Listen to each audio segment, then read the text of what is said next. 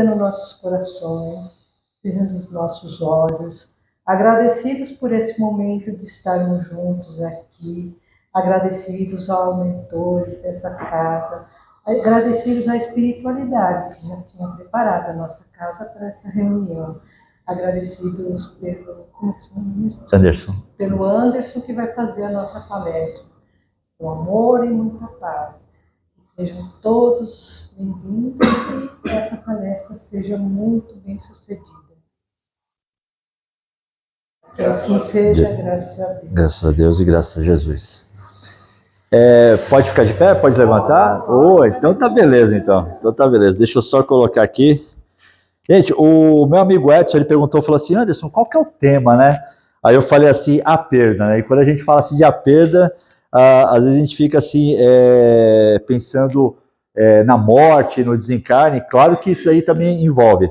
Mas eu desenvolvi esse tema porque há 2 meses atrás, na verdade não, 3 meses atrás, teve uma pessoa que ela chegou e me perguntou, quando eu estava falando justamente sobre, acho que era contrato de risco, o tema, né? E ela perguntou, falou, Anderson, depois que finalizou a palestra, você já pensou em falar sobre a perda, né? Eu falei, poxa, eu nunca pensei em falar sobre a perda. Escuta só um pouquinho. Opa! Lá dentro do que está marcado lá, que eu fiz a mais e instruímos? Não, é outro. É o... Aqui, ó. Aqui. Tem a É a perda. É a perda. Tá sim, tá certinho lá. Tá certo, tá aqui no grupo lá. No grupo. Não, mas também acaba envolvendo, amai-vos e instruí-vos, porque a perda... Pode, porque a perda acaba nos instruindo também, fazendo amar e a gente amar cada vez mais as pessoas também. Então também tá certo, já tá linkado, tá linkado. Então, quando a gente fala assim, quando ela fala assim, qual que é o tema? Eu falei, a perda. Aí eu comecei a pensar na perda, né? Que naturalmente entre amai-vos também e instruí-vos também. E aí, quando eu comecei a desenvolver, comecei a pesquisar melhor, e eu falei assim, puxa, mas falar sobre a perda é dolorosa, mas eu fiquei pensando, aí você começa a fazer uma autorreflexão, você começa a fazer uma autoanálise, você começa a pensar, eu comecei a pensar em mim mesmo, né?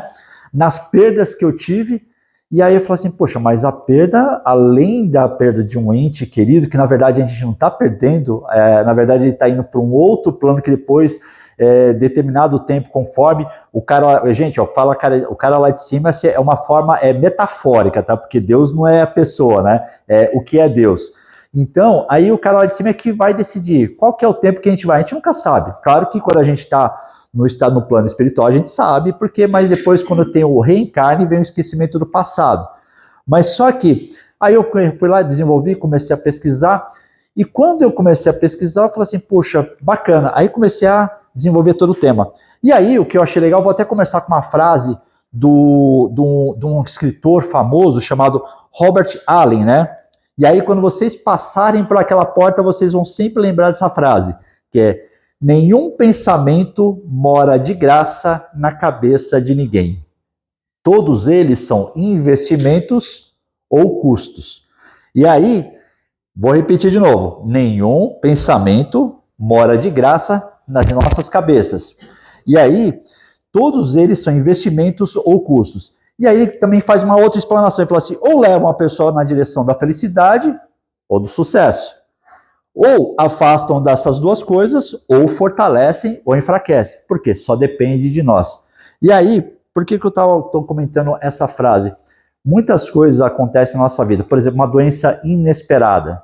Isso já aconteceu comigo, aconteceu com alguns entes queridos meus, com amigos, familiares, e naturalmente poucas coisas que acabam acontecendo na nossa vida, elas podem impactar. Ou eles impactam de uma forma positiva ou de uma forma negativa, mas só que ao mesmo tempo, quando a gente começa a descobrir uma determinada doença, acaba causando assim um choque na primeira vez, quando a gente realmente tem aquele impacto. E aí as primeiras perguntas que vêm na nossa cabeça são, mas por que logo comigo? Mas será que chegou a minha hora? O que eu vou fazer? Como que eu vou fazer? E aí, assim, tem meios de a gente sair dessa? Claro, que a gente tem, assim, as possibilidades, porque nós, como espíritos reencarnados, a gente está passando por um mundo de provas e expiações. Tá certo, gente? Beleza? E aí, se a gente está passando um mundo de provas e expiações, a gente tem sentimentos. E esses sentimentos, quando ele fala assim, que vem aquela angústia, vem aquela dificuldade para a gente saber lidar, como é que a gente vai lidar com esses problemas? E aí, muitas vezes o pessoal fala, poxa, mas pensa positivo. Gente, nesse momento é difícil a gente pensar positivo, né? É doloroso, vai assim, tá, pensar positivo porque não é estar falando com você, né? Mas quando é com a gente. E aí tem uma frase que acho que até comentei com vocês anteriormente, que é do Stephen Covey, que eu acho muito legal no livro que é Os 7 Hábitos de Pessoas Altamente Eficazes, que ele fala assim, quando nós passamos a compreender as pessoas, a gente passa a ser compreendido. E aqui, até continuando aqui, então, alguns dos casos, eles podem até piorar os quadros, quando a gente tem algumas enfermos, né? Mas só que quando a gente tem aquele desafio de a gente poder realmente saber como é que a gente vai lidar com essa doença, como é que a gente vai lidar com esses problemas, que nem até teve um caso assim do meu pai, que você é do Maranhão, né? Então meu pai lá no Maranhão, que até comentei com vocês, que eu fiquei durante 4 dias no carnaval com ele, foi no ano passado. E aí eu até falei com meu pai, falei, pai, esse foi o melhor carnaval que eu tive na minha vida. Ele falou assim, mas meu filho, você tá aqui no hospital. Eu falei, mas pai, você ficou 30 dias, sabe, em estado de coma, na UTI, e aí só o fato de você ter saído da UTI, foi para um outro tratamento, foi para um apartamento, num tratamento especial, e para mim já foi o melhor carnaval do mundo, que eu fiquei os 4 dias lá com ele. E aí eu conversava com ele, foi o momento que a gente mais conversou. Se eu for falar para você que não foi doloroso, foi doloroso, mas ao mesmo tempo eu falei assim, puxa, mas olha a diferença, meu pai estava 30 dias entubado, 30 dias em coma induzido, e ele sentiu assim, aquela dor insuportável. Graças a Deus ocorreram as cirurgias, ele fez todo o tratamento, tudo. Ele está bem, graças a Deus, tem que passar por uns outros procedimentos, por outros tratamentos, mas só que mesmo ele sabendo dessa doença, e mesmo sabendo essa doença, eu falo assim, poxa, se Deus colocou essa aprovação, eu vou ter que passar. Agora, como é que eu vou lidar com essa aprovação? Aí só vai depender de mim. Naturalmente, ele começou a falar assim, se preocupar com a recuperação dele. Quando ele fala assim, uma preocupação boa, viu, gente? Não é que é uma preocupação ruim, porque tem a preocupação que ela é positiva, fala assim, poxa, mas minha preocupação, como que eu vou lidar com esse problema? Como que eu vou superar isso aqui? E aí, a cada superação que a gente fala, assim, ou a gente busca a serenidade, ou a gente busca o desespero. Eu acho até legal, assim, que tem uma frase que eu não sei quem foi, não, na verdade foi Buda que comentou, que fala assim, a dor, ela é inevitável, mas só que o sofrimento é opcional.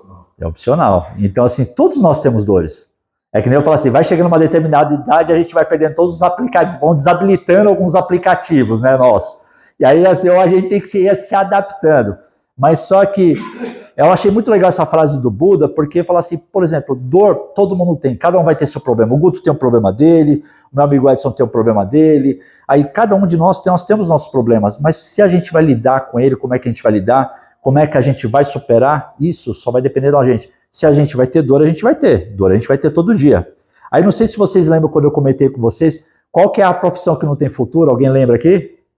Pode falar, Edson. Vendedor, né? Vendedor, isso. Vendedor, porque assim, o vendedor, independente se ele teve um mês bom ou ruim, finalizou o mês, ele vai começar tudo do zero de novo. É a mesma coisa, gente. A gente vai lá, dorme, que é a emancipação da alma, quando a gente dorme, que daí depois que a gente dormiu, quando chegar no dia seguinte, começar tudo do zero, novos aprendizados, conhecer novas pessoas, ter novas experiências na nossa vida. E aí, por exemplo, às vezes tem pessoas que, por exemplo, uma mulher que ela vai lá e descobre que tem um câncer. O que acontece? Geralmente a pessoa quando descobre que tem um câncer, ela fala assim, poxa, ela cai naquele momento de depressão, isso é natural, isso é natural. E aí ela fala assim, poxa, já que eu tenho isso aqui, então quer saber? Ela pediu demissão do serviço dela, começou a falar assim, vou aprender novas línguas, vou aprender hebraico, eu vou começar a ter aula de piano, vou começar a fazer aula de música, começou a fazer aula de canto e começar a fazer trabalho voluntário. O que aconteceu? Depois de 6 meses aproximadamente, ela voltou para o médico, quando foi lá, a doença dela, o câncer dela começou a regredir. Por quê? Porque a gente muda o nosso dispositivo, a gente muda a nossa mentalidade.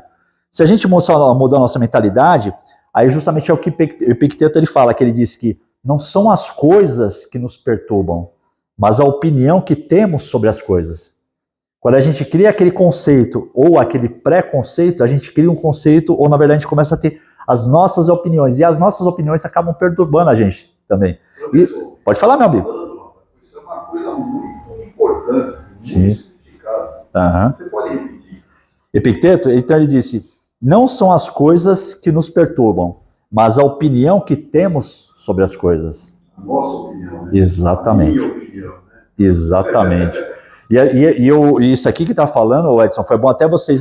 Gente, ó, fiquem à vontade para vocês participarem. Guto, Joel, gente, Gilberto, isso. Torquei, o seu nome?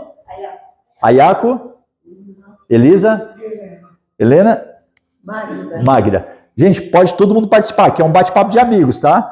E aí, o que acontece, muitas vezes, assim, eu acabo me sabotando. Quando eu vejo que eu me saboto, eu tenho 3 cadernos lá em casa. Um caderno é do mundo corporativo, que eu marco tudo que eu tenho que fazer. O outro caderno são as como é que fala assim? Cara, me esqueci a palavra. São as atividades pessoais. Por exemplo, sei lá, comprar o material da minha filha, ou, por exemplo, passar no mercado, porque se eu não passar no mercado e a André souber que eu não passei no mercado, eu vou tomar um puxão de orelha, porque não tem como ela puxar meu cabelo mais, né? Mas só que aí o que acontece? Mas só que ela vai lá e puxa só se for com uma pinça, né?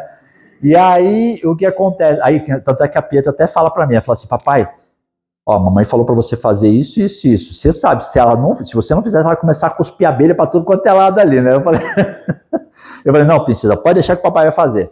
E aí, o que acontece? Aí tem um outro caderno que eu começo, quando eu vejo que eu caio naquele momento assim, que eu fico me sabotando, aí eu tenho minhas metas que eu fico colocando.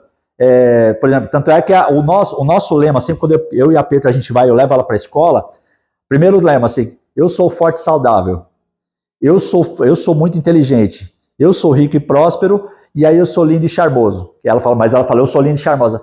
Mas porque ela fala assim, poxa, mas Anderson, é um materialismo, não é que é um materialismo, é que a gente tem que deixar esses pensamentos em nossa mente. Quando a gente fala assim, sou forte e saudável, você está pensando na sua saúde. E se a gente não estiver saudável, se a gente não estiver bem, se eu não estiver bem ou não estiver saudável, eu não estaria aqui batendo esse papo com vocês. Se eu não estivesse me preocupando com a minha alimentação, com a minha atividade física, eu não estaria aqui conversando com vocês. Que até no próprio livro dos Espíritos eles falam que a gente também, claro que a gente tem que cuidar do nosso espírito, mas também a gente tem que cuidar também da nossa saúde para a gente manter o nosso corpo nesse mundo físico.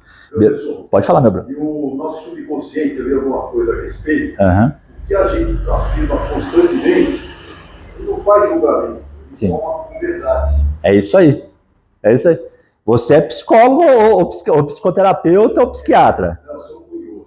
Curioso. Então, mas é isso mesmo. Gente, o que o Edson falou é exatamente isso. Você sabe por quê?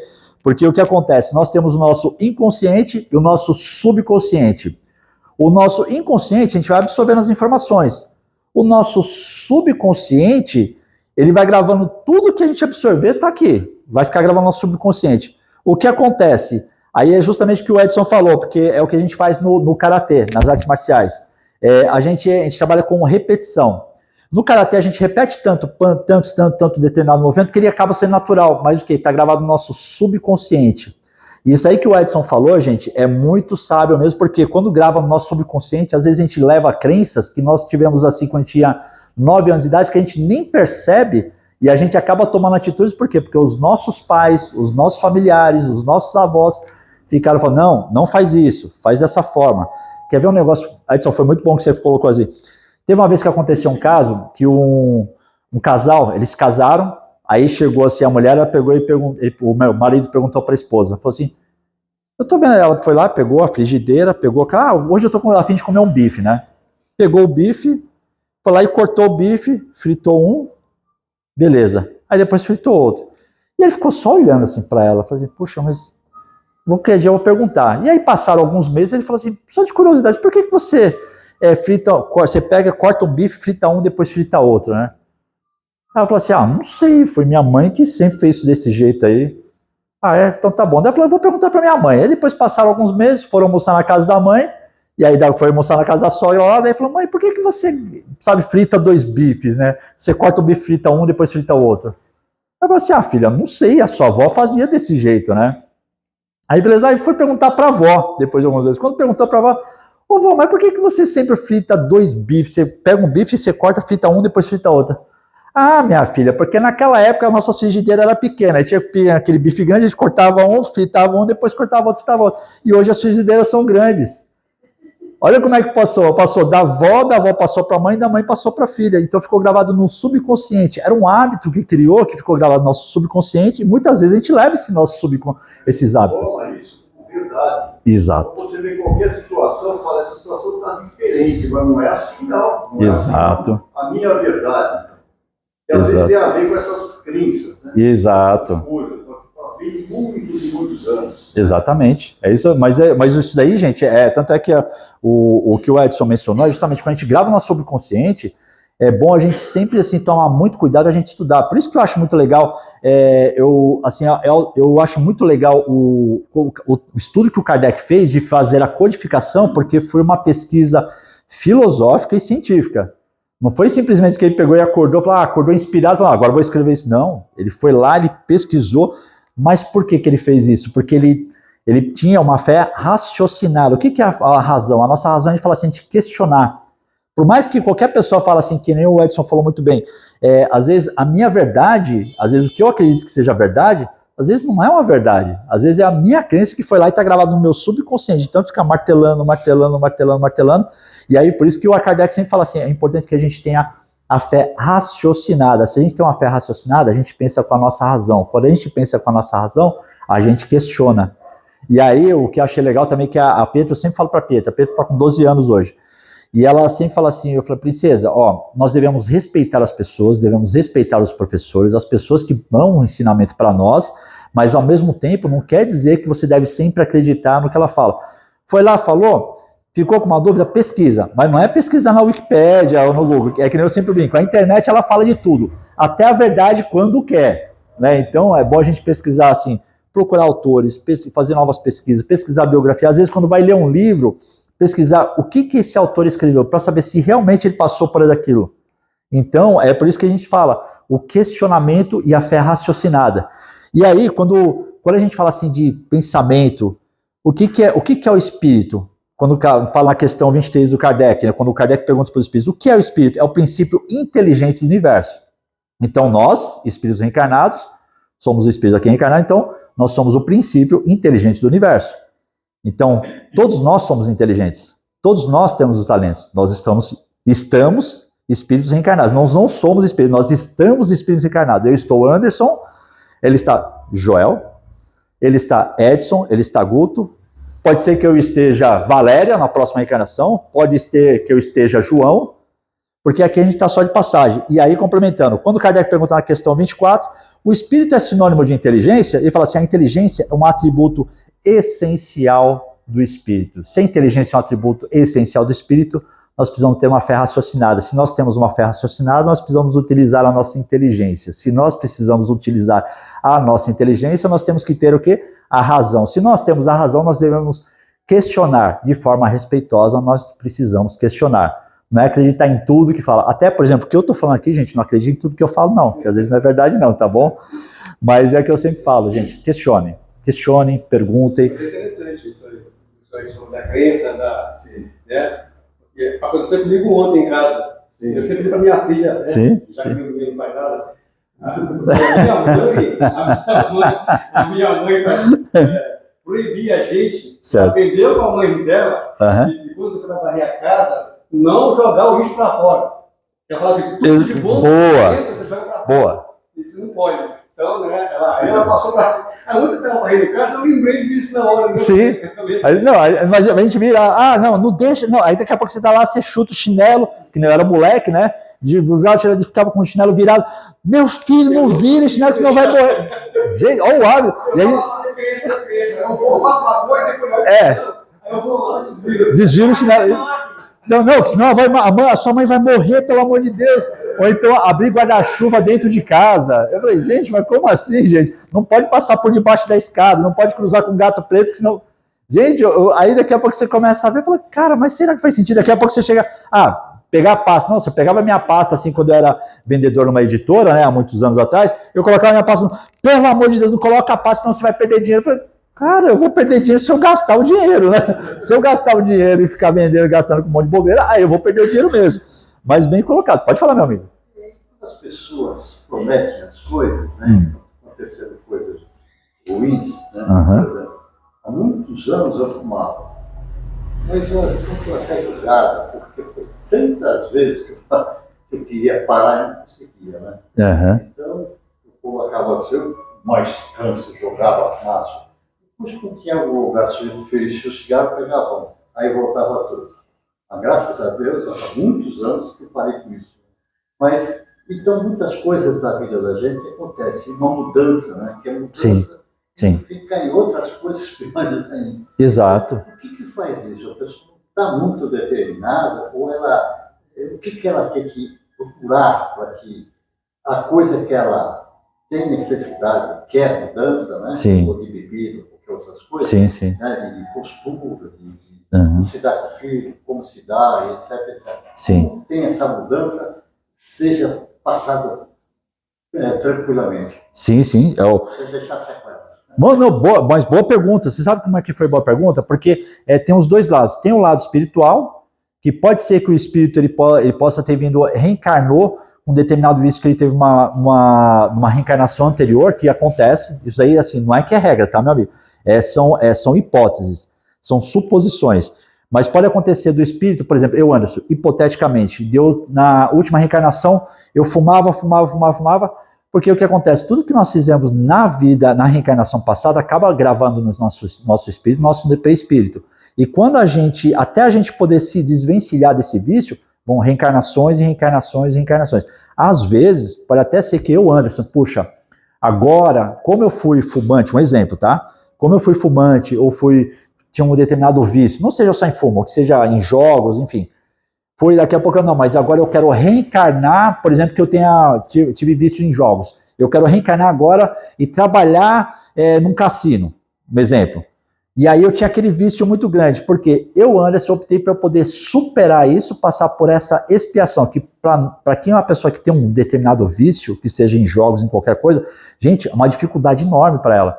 Para nós, quando a gente não tem um determinado assim vício, para a gente é tranquilo, a gente que está vendo de fora, mas para aquela pessoa que está passando por aquilo, é um dia de cada vez, Então, assim, hipoteticamente, pode ser que tenha reencarnado, para poder reencarnar assim, para poder passar por essa superação. Um exemplo, reencarnar com pessoas, toda a família que fuma, e falar assim, poxa, mas eu não posso fumar, eu tenho que passar por essa provação. Ou o espírito ele acaba passando, ou pode ser que ele acaba realmente... Esqueci a palavra, como é que é? Nossa, me ajuda aí, Edson, eu esqueci a palavra. Como é que ela fala? Ele acaba assim, superando, ou quando não supera, o que é? Puxa, agora deu um branco agora. Não, acabava se adentrando pelo... Isso, decaído, isso, exatamente, acaba tendo uma recaída, aí quando tem essa recaída, pronto, aí não passou por essa prova. Mas tem esses dois lados, tem um lado espiritual, mas também tem um lado físico, onde vem justamente o que o Edson falou, que quando a gente grava entra no nosso inconsciente, mas quando a gente grava no nosso subconsciente, que é repetição, a gente começa a ver as pessoas, a gente acaba achando que isso é natural na nossa vida. Mas o fato de você já ter parado, cara, já está 1000 anos-luz já, porque geralmente a pessoa que realmente ela fuma leva um tempo. E o meu pai também parou de fumar, mas só que quando meu pai pegou e parou de fumar, foi uma forma bem que, na verdade, assim, eu tinha 8 anos de idade e ele fumava desde os 14 anos de idade. Desde os 14 anos de idade ele foi parar com 30 anos de idade, mais ou menos. Todo esse tempo ele fumou. Foi uma luta. Ele fumava eu lembro até, ele fumava o chanceler, que era assim, era azul claro, azul escuro até o azul claro ali, e ele comprava aqueles pacotes. E para ele, primeiro assim, ele foi lá e comprou um pacote e começou a fumar. Não, eu vou parar. Aí eu pedi, mas ele falou, não, meu filho, eu vou parar, mas eu vou com o tempo. Aí pegou e foi lá, comprou, vou comprar só dois maços. Foi lá e comprou 2 maços. Aí ele não aguentou, foi lá e comprou um pacote. Daqui a pouco ele falou, não, eu preciso parar, preciso dar um jeito. O que ele fez? Pegou um pacote inteiro, jogou no lixo, nunca mais fumou. Nunca mais. Mas aí é o que a gente fala, é a força de vontade, é a determinação, é o foco também, que claro, que envolve também, é um conjunto de coisas, que envolve tanto a parte espiritual, mas também envolve o fato de nós estarmos reencarnados nesse mundo aqui. Como a gente está no mundo de provas e expiações, a gente sempre vai ser testado. O tempo todo. E aí, às vezes, o pessoal, mas pensa positivo. Gente, pensar positivo não é fácil. Para quem está sentindo a dor ali. E aí, justamente o que eu tinha comentado com vocês, que é do inteligência emocional, né? Mas se a gente passa a fazer a gestão das nossas emoções, a gente vai começar a saber como se organizar. E aqui ele fala assim, que o controle emocional, ele vai determinar a forma como a gente vai enfrentar os nossos vícios, a forma como a gente vai enfrentar as nossas dores também. Às vezes a gente pode ter aquela dor da perda. Quando a gente fala assim da dor da perda, por exemplo, às vezes tem pessoas que um ente querido que ele desencarna. E aí vem aquele momento de luto. E aí a pessoa fala assim, poxa, mas o momento de luto, ele é importante na nossa vida e também é importante do desencarnado também. Mas não quer dizer que a pessoa que ela vive no luto, que ela vai chegar e vai falar assim, quer saber? Vai jogar para os ares e não vai pensar em nada. Muito pelo contrário, é onde que tem que montar um equilíbrio. Mas o equilíbrio é muito difícil. A minha mãe, ela desencarnou em 2018.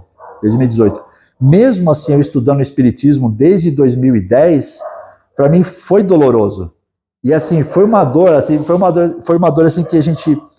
eu via a minha mãe, que era uma pessoa que era muito ativa, ao mesmo tempo ela mostrava que era forte, mas só que daí quando eu ia chorar, eu tinha que sair do quarto para poder chorar.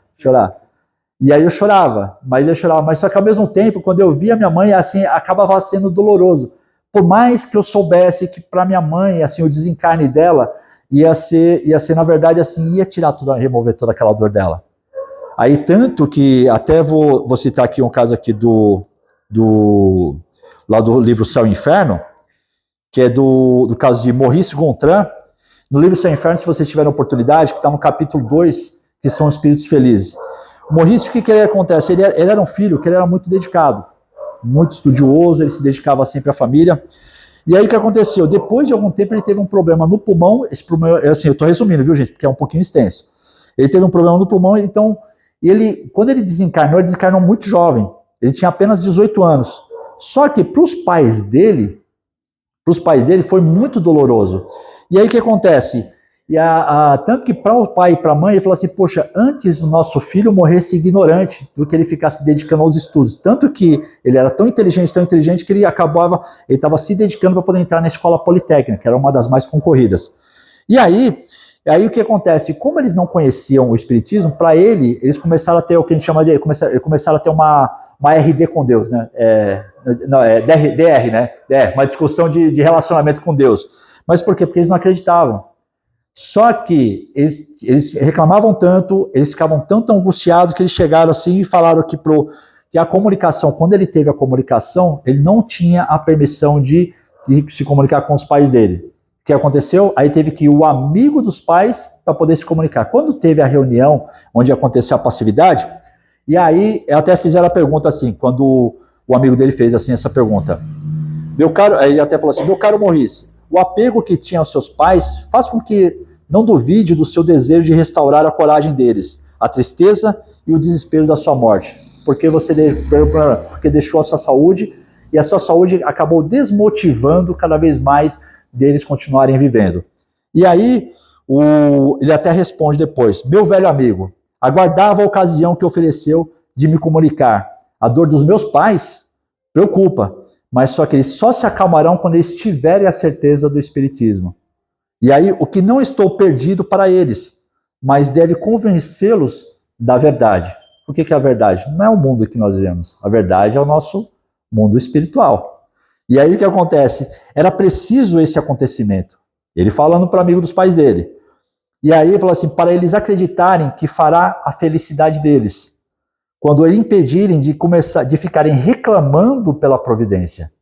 Então, muitas coisas que acontecem pela providência, não adianta a gente reclamar. Chega justamente o que o Edson comentou.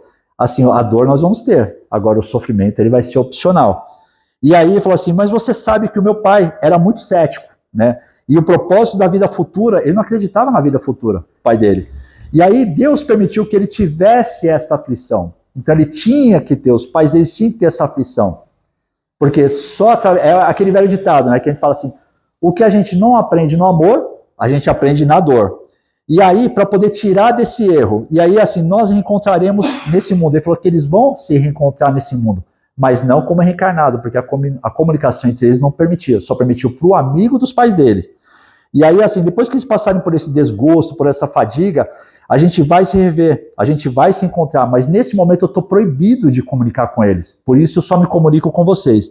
E aí depois ele pegou e perguntou aqui, né? Opa, pegou e deu um aqui, opa, vou tirar aqui. Ih, caramba, agora deu um tilt aqui, pera só, pronto, agora voltou. E aí ele pegou e continuou aqui, né? Caramba. Ixi, agora travou aqui, gente, desculpa aqui. Pera aí. Não, então eu vou continuar aqui. Porque ainda... E aí, que depois que ele continuou, ele pegou e falou assim, puxa, mas só que nesse caso aqui, se eu não posso me comunicar, então eu trouxe aqui justamente para poder ser comunicado. E aí o que acontece? Com a bondade de Deus permitiu. E aí ele perguntou para ele, assim, perguntou para o Maurice, mas você sentiu dor? Ele falou assim, não, o momento que eu senti dor foi justamente enquanto eu estava no hospital. Quando eu estava sentindo aquele sofrimento, eu não conseguia respirar. E aí depois, o que aconteceu? Depois é como se eu estivesse sonhando. E ele falou assim, mas esse sonho, que eu achava que era o sonho, que depois é que eu fui me ater que era a realidade. Ele falou assim, poxa, mas e aí, o que aconteceu quando você desencarnou? Ele falou assim, eu encontrei com o meu avô. E quando eu encontrei com o meu avô, ele pegou e eu fiquei olhando para ele, mas ele não estava do jeito que eu havia visto ele anteriormente no caixão, desencarnado. Mas só que ele estava assim, todo feliz, me abraçando e me apertou no coração dele. E eu também encontrei outras... Gente, isso aí está no livro Céu e Inferno, depois eu vou passar para vocês. E eu também encontrei outras pessoas que eu nem imaginava e que eu não conhecia, que não lembrava, depois eu passei a conhecer, todos felizes me encontrando. E aí ele falou assim, puxa, mas e como é que é? Ele falou assim, gente, é um momento de libertação. E eu não sentia mais dor, não sentia mais sufocado e não sentia nada. E eu estava tão feliz na situação em que eu estava, que para mim foi uma libertação. E aí, por que eu estou comentando isso aqui no livro Céu e Inferno? Porque geralmente a gente fala assim, porque às vezes a gente fala assim da dor, e aí tem aquele desespero, e aí quando a gente entra no desespero, a gente fala assim, puxa, mas o que vai acontecer? E aquela pessoa que desencarnou, claro que vai depender da forma como ficou aqui, da forma como fizeram as atividades, da forma como teve uma vida reencarnada, é que ou vai ser um sofrimento, ou vai ser um espírito feliz. E lá no livro Céu e Inferno tem assim, a parte dos suicidas, espíritos felizes, espíritos infelizes, espíritos em fase de sofrimento também. Então é o que a gente sempre fala, que depende da nossa encarnação. Então o fato, por exemplo, de vocês estarem aqui, cada um de vocês estarem buscando assim, o conhecimento, e a gente está compartilhando esse bate-papo, cada um de vocês está cada vez um passo a mais do plano espiritual, mas só de uma forma tranquila. Tipo, a gente poderia, por exemplo, estar assistindo Netflix, a gente poderia estar assistindo filme, poderia estar assistindo, fazendo uma maratonando, mas não, a gente está aqui, batendo esse papo com essa troca de conhecimento. Por isso, gente, que eu sou grato ao meu amigo Edson por ter... até as 8h30? 8h40 dá para chegar. 8h40 dá para chegar? Ah, então beleza. Então beleza. E às vezes a pessoa, ela entra naquele desespero, que ela começa a falar assim, poxa, mas o que vai acontecer? Como é que vai ser o meu desencarne? Isso, gente, o medo, ele acaba sendo muito natural. Esse que é o que a gente fala assim, que às vezes a perda, quando a gente fala de perda, mas pode ser que a gente tenha a perda de um amigo. Quando a gente fala perda de um amigo, não é nem morte. Muitas vezes a gente perde um amigo porque a pessoa fala assim, se a pessoa está do nosso lado, que é o nosso amigo, é porque ela tinha que estar lá porque Deus colocou. E se saiu da nossa vida, gente, fiquem tranquilos, não reclame, é porque ele não estava no time deles, já está um outro ciclo de vida. E a gente, assim, compartilhar esse ciclo de vida, que é esse ciclo que a gente está tendo aqui. Então, assim, eu conheci o Edson através do Luiz, que na verdade, assim, ó, se eu for contar toda a minha trajetória, eu entrei no Centro Espírita Ismael, que a gente sempre ia assistir a missa na Santo Expedito. E aí na Santo Expedito, a minha esposa pegou e falou assim, Anderson, vamos conhecer o Centro Espírita? E eu tinha medo do Centro Espírita, porque eu achava que ia haver um monte de espírito voando e ia começar a ver coisas assim, sabe? O pessoal tudo feio, né? Mas eu tinha medo, eu morria de medo. Daqui a pouco a André chegou assim e falou pra mim, não, vai lá, entra você primeiro. Eu falei, não, vou entrar junto, né? Agarrei no braço dela, não vou entrar junto aqui.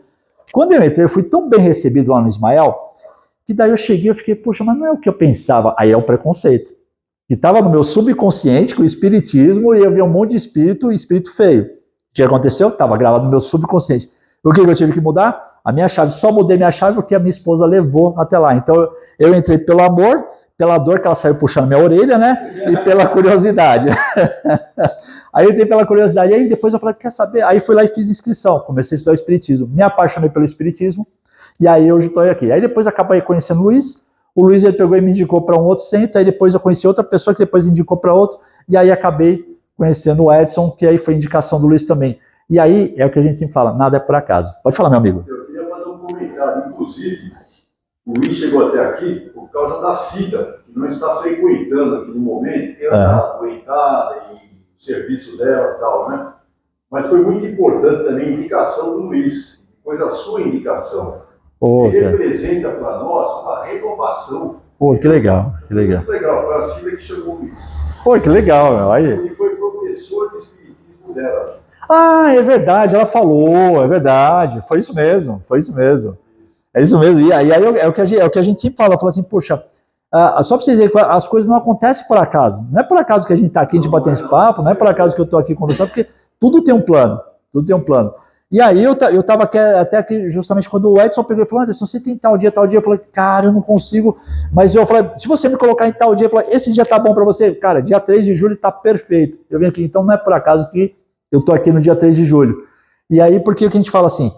Às vezes a gente fala assim, a gente tem algumas perdas, e essas perdas que a gente tem foi justamente para poder mostrar outros caminhos para a gente fortalecer cada vez mais.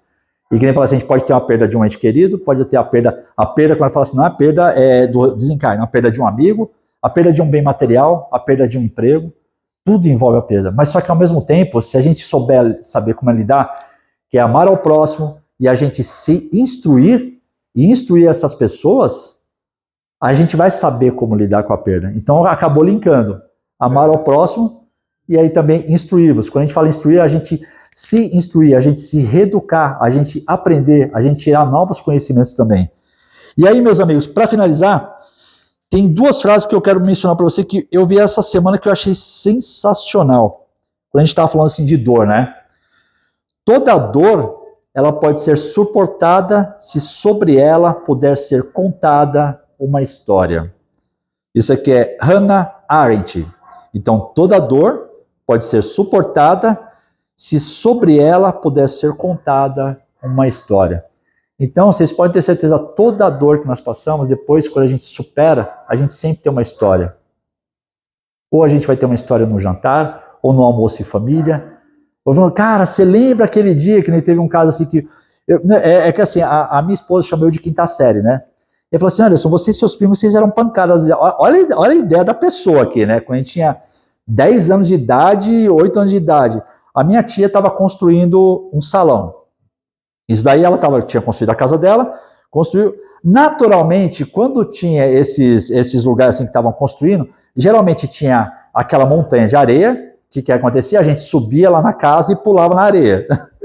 E aí tinha aqueles blocos. O que acontecia? A gente quebrava os blocos, começava a arremessar bloco, mas só que na cabeça do outro. Olha a mentalidade da pessoa, né? Claro, a gente tomava porrada, a gente pegava e recebia bloco para tudo na cabeça. Daqui a pouco ela falou assim, mas aí daqui a pouco fala, cara, você lembra aquele dia que foi onde tal chegou, que um cara foi lá e quebrou o braço? Claro que naquele momento foi doloroso, que a gente começou a chorar, tudo, mas depois a gente começou a contar, como a gente era pancada das ideias, a gente saltava de lá de cima, pulava. Imagina, você pegar assim, praticamente um desses aqui um pouquinho maior, aí daqui a pouco tinha uma montanha de areia, a gente saltava de lá de cima e falou assim, meu filho, você é louco. Você fazia isso também? Você tá rindo, você fazia isso? Aí, ó, tá vendo? Olha, se ela tá rindo é porque ela fazia, então a gente fazia junto.